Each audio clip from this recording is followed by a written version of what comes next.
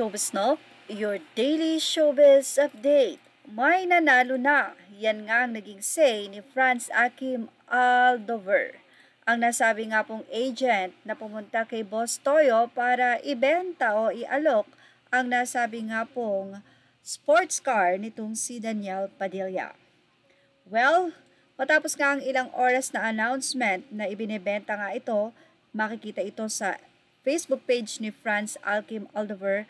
Ang nasabi nga pong nag-iisang Chevrolet Corvette ni Daniel Padilla at ito po ay tinanggihan ni Boss Toyo dahil hindi niya po kaya ang 6 million pesos. Kumbaga ay magtutugma or magtatagpo sila doon pero tinanggihan ni Boss Toyo dahil hanggang 5.8 million lang po siya. Ang original price na inaalok nitong si Franz kay Boss Toyo ay 6.5 million. Facebook page ni Franz Akim, doon ay inannounce na nga niya na guys, may nanalo na.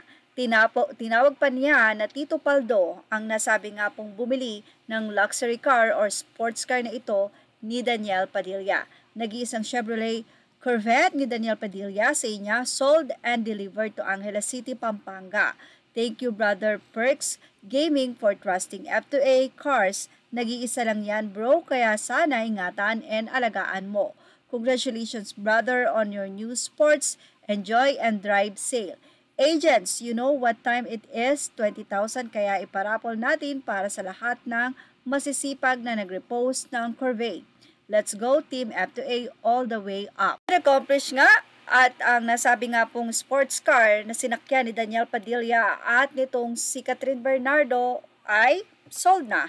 May iba na pong nagmamay-ari. Kabila ng lahat, marami pa rin ang nalulungkot dahil hindi nga nila ina-expect na sa ganito hahantong ang relasyon ni Daniel Padilla at nitong si Catherine Bernardo na darating pa sa punto na kailangan nilang ibenta ang mga bagay na nagpapaalala sa kanilang relasyon. Katulad na nga lang ng sports car na ito na for sure ay isa sa napaka-importanteng bagay kay Daniel Padilla. Pero ito ay binitawan niya alang-alang siguro sa pag-move on. Well, sabi nga natin may mga nagsasabi na kailangan ni Daniel ng pera.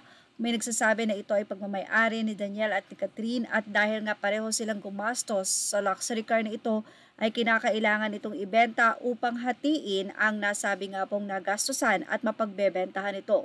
So kung ito ay nasarado sa 6 million pesos, syempre meron pa ditong komisyon ng mga agent, maaaring magkaroon ng 2 point something sila Daniel Padilla at itong si Catherine Bernardo.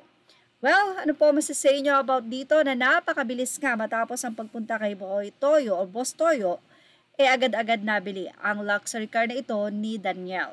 Yan ang ating showbiz top update. Images are all credit to the rightful owners and thank you for watching Showbiz Now.